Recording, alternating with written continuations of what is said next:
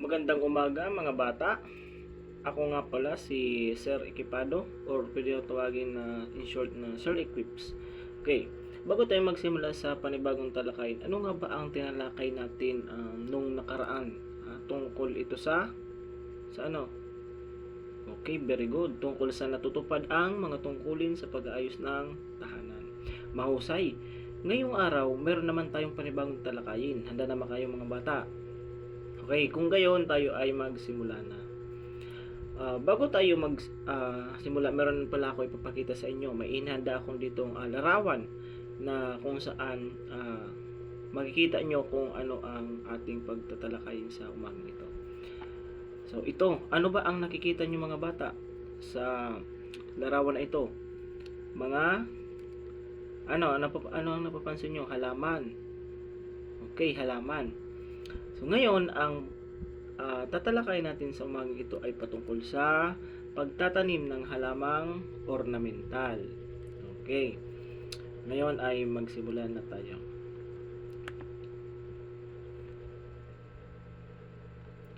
Okay, sa introduction muna tayo.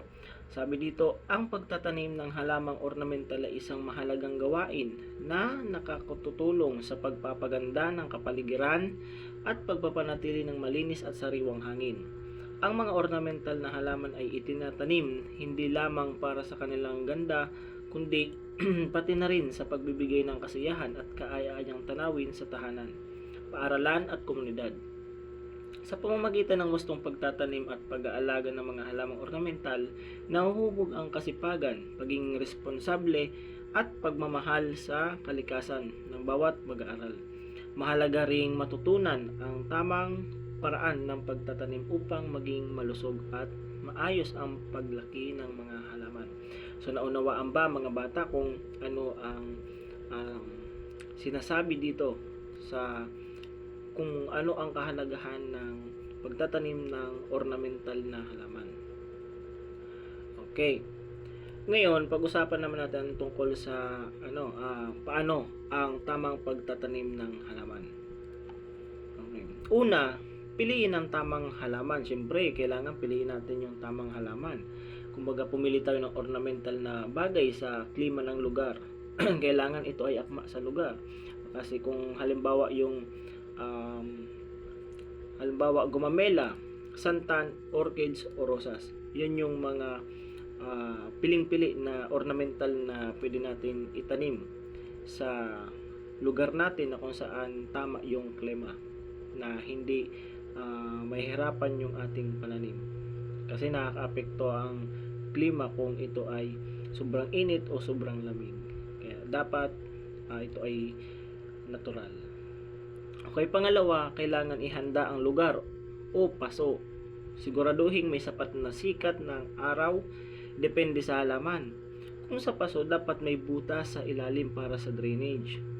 Kung sa lupa, bungkalin at alisin ang damo at bato. Ito ay napakahalaga na kailangan pinaghahandaan natin sapagkat ang paghahanda ay siyang magiging paraan natin para mas mapaganda ang ating mga pananim. So kailangan nakahanda. Okay? Pangatlo, ihanda ang lupa. Gumamit ng matabang lupa, garden soil plus compost. Okay? Pwedeng haluan ng organikong pataba para mas masustansya. Isa din ito sa napakahalaga na kailangan binibigyan natin ng sustansya ang ating pananim sa pamamagitan ng pagbibigay ng pataba. Anong klase ng pataba ba? Yung yung mga pinagkainan na na balat, yung balat na natutunaw, syempre, katulad ng balat ng saging, balat ng pinagkainan natin na galing sa prutas. So isa yun sa napaka magandang masustansya na pataba para sa ating inihandang lupa. Okay, pang-apat, itanim ang halaman. Siyempre, tatanim natin ang halaman. Gumawa ng butas na kasya sa ugat. Dapat kasya sa ugat. ilagay ang halaman ng maayos at tabunan ng lupa. Siyempre, kailangan tatabunan ulit natin ng lupa para doon tutubo sa yung gamot sa lupa. Okay, panlima. Diligan ng tama. Siyempre, kailangan diligan ng tama kasi kung pabayaan lang natin, bihira lang diligan, isang beses sa isang linggo, ito ay may posibilidad na malanta or mamatay. Diligan agad pagkatapos itanim. Huwag sobra iwasan ang pagbaha sa ugat. Okay, nakakasira din yon. Kumbaga, sobrang matubig na ang nangyayari, ito ay mamamatay. Siyempre, lahat ng sobra nakakasama, di ba? So, karaniwan, 1 o 2 beses sa isang araw, depende sa init. Okay, pang-anim, alagaan ng halaman. Okay, ilagay sa tamang liwanag, may sun o partial shade. Maglagay ng pataba kada 2 o 4 na linggo. Alisin ang tuyong dahon o bulaklak. O, kailangan ilagay daw sa tamang liwanag. Kumbaga, kailangan yung sikat ng araw kasi nga yun yung kanyang vitamins. Kumbaga, nakakuha siya ng vitamina sa sikat ng araw. Maglagay ng pataba o kada 2 o 4 na linggo. Kumbaga, para maalalayan natin yung vitamina ng ating pananim. Alisin ang tuyong dahon o bulaklak. Kapag hindi natin yan inalis, anong mangyayari? Siyempre, matatakpan siya ng sikat ng araw. Ang mangyayari, matutuyo siya, malalanta or mamamatay. Okay, sunod ay protection sa peste o bantayan ang insekto. Gumamit ng natural pesticides kung kinakailangan. Halimbawa, tubig na may sabon o neem oil. Ito ay kumbaga mga first aid natin sa ating halaman para maiwasan yung mga insekto na dumapo kasi siya yung kumakain ng ating halaman. Hindi tayo makakapag-harvest niyan kung maraming insekto. Okay, para naman sa pag-harvest, piliin ang tamang oras sa pag-aani ng halamang ornamental. Una dito, mag-ani sa umaga o hapon upang hindi madaling malanta ang halaman o bulaklak. Pangalawa, gumamit ng malinis na kagamitan. Kailangan malinis ang kagamitan para hindi ma-infection ba. Joke lang. Okay, pangatlo, putulin ng maayos. Siyempre, kailangan putulin ng maayos kasi kung basta lang natin puputulin na hindi natin inaayos, ang mangyayari niyan, pwedeng hindi siya mabuhay kasi nga mali yung pagkakaputol natin. Siyempre, mag-iwan ng sapat na dahon at sanga kasi kung uubusin natin yan, magtatampo din yan. Ang mangyayari, hindi yan tutubo na ulit or hindi na yan mamulaklak. Okay, ilagay sa malamig at malinis na lalagyan. So, dapat yung komportable yung ating pananim. Okay, naunawan ba mga bata? Okay, ngayon, bigyan ko kayo ng tanong. Halimbawa, kayo ay naglalakad or naglalaro, may nakita kayong isang halaman na kaaya-aya sa inyong paningin, subalit ito ay tawag nito lanta. So, ano ang pwede nyong gawin sa kanya? Hayaan lang ba siya na mamatay o kukunin nyo at aalagaan? Di ba? So, siyempre, aalagaan.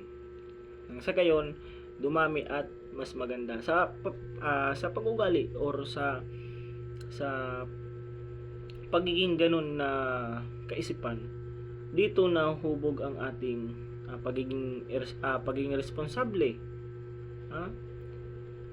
pagiging matyaga, ano pa, pagiging pagmahal sa kalikasan. Siyempre, kahit maliit na bagay lang yan, pinahalagahan mo. Kasi nga iniisip mo na nakakaawa bilang halaman. Siyempre, nakakaawa din yan eh. Kasi nga maganda siya, ngunit ito ay malalanta na dahil lang sa napabayaan, di ba? So, yun ang ilan sa mga kailangan natin pag-isipan. So may tanong ako sa inyo, ano-ano ang pasunod-sunod na pag-aalaga sa pagtatanim ng ornamental plants? Kung talagang kayo ay nakinig, may sagot kayo sa mga tanong na ito, ha? Ano ang pasunod-sunod? Ano ang una natin na tinalakay kanina, ha? Sa example, piliin ang tamang halaman. Okay, una yun ha. Piliin ang tamang halaman. Pangalawa, ihanda ang lugar o paso. Pangatlo, ano ang pangatlo? Ihanda ang lupa. Pang-apat, itanim ang halaman. At panglima, diligan ng tama. At pang-anim, alagaan ang halaman. At pang-pito, proteksyon sa peste. And pang-walo, kung saan tayo ay mag-harvest na. Piliin ang tamang oras sa pag-aani. Kung ito ay ito yung mga ornamental plants na kung saan ito ay iyong pagpapabili, ha? Kasi marami ang benefits ng ng ornamental plants. Pwede mo siyang itinda, magkakaroon ka ng pera, pangkabuhayan, di ba? So, 'yun ang na kagandahan sa ating tinalakay sa ngayon. So, bawat pasunod-sunod sa pag-aalaga ay pagtatanim ay mahalaga, di ba? So, ito tama. Bawat pasunod-sunod sa pag-aalaga at pagtatanim ay mahalaga dahil ito ay ang magbibigay ng magandang buhay sa halaman. So, yung pasunod-sunod, yun yung proper ways of paano siya itanim hanggang sa tumubo sa pag-aalaga natin. Okay, mayroon akong aralin sa inyo. Okay, tukuyin ang pangalaga ng mga halamang ornamental. Pangalawa, isulat ang tama kung ang wasto ang tinutukoy ng pangusap at kung mali ay isulat ang tamang sagot. Naunawaan ba mga bata? Ngayon ay dumako tayo sa karagdagang gawain para sa takdang aralin ninyo. Sa bahay, gumuhit ng isang bahagi ng halaman at ipaliwanag ito. So, nakuha pa mga bata? Okay, maraming salamat sa pagkikinig sa umaga ito. Thank you.